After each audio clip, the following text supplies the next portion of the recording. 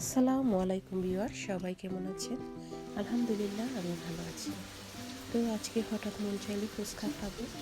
তো এখানেই করেছিল রেডিমেড ফুচকা। তো আমি ফুচকাগুলোকে তেলে ভেজে নিয়েছি, আপনারা দেখতে পাচ্ছেন। তো তেলে ভেজে নেওয়ার পর ফুচকাগুলো খুব সুন্দর ফুলে উঠেছে। তো এখন আমি ভিতরে যে স্টাফিং সেগুলো বানাবো। তো সেখানে আমি নিয়েছি কিছু চিকপিস, যেগুলোকে চানা বলে।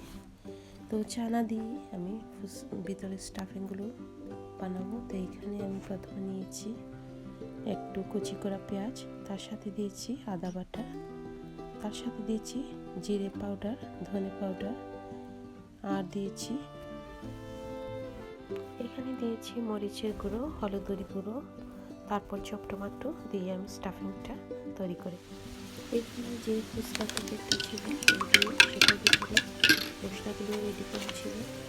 তো যে পানিটা আমি বানাবো ফুচকার জন্য সেটাতে সেই মশলা আমি এড করে নিয়েছি একটু ঠান্ডা পানি দিয়ে। তো এইখানে আমি কিছু কাঁচা পেঁয়াজ নিয়েছি, তারপর কাঁচা মরিচ নিয়েছি। এসব দিয়ে আমি ফুচকাগুলো সার্ভ করে নেব। আপনারা দেখতে পাচ্ছেন আমার ফুচকাগুলো রেডি হয়ে গেছে। তারপর আমি এখানে বাচ্চাদের জন্য কিছু সাসলিক বানালাম। তো বাচ্চারা ফুচকাগুলো খাবে না, সেজন্য ওদের জন্য সাসলিক বানিয়েছি। আর সাসলিকের সাথে ওভেন রোস্ট থাকবে, আর কিছু লাজানিয়া বানিয়েছি। তো সাসলিক রেসিপিটা অবশ্যই আমার চ্যানেলে দেওয়া আছে, আপনারা ফলো করলে দেখতে পাবেন। তো এই তো আমার আজকের রেসিপি।